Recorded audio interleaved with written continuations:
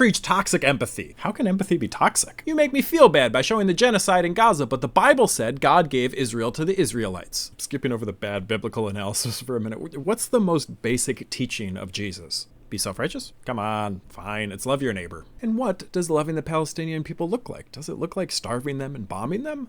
I don't want to love the Palestinians. It's way easier to villainize them and blame them for all their problems. You want to know what Jesus said when his followers complained? What? Take up your cross and follow me. What does the cross mean in the ancient world? Death. What? Death. For Jesus' enemies, right?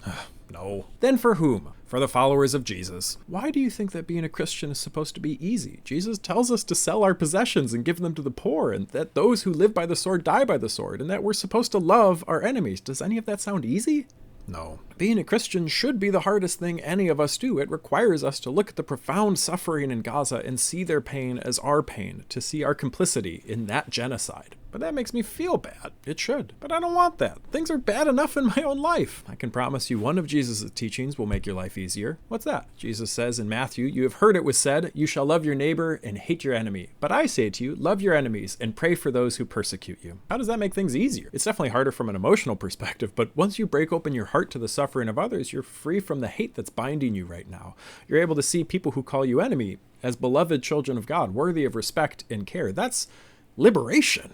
See, there it is.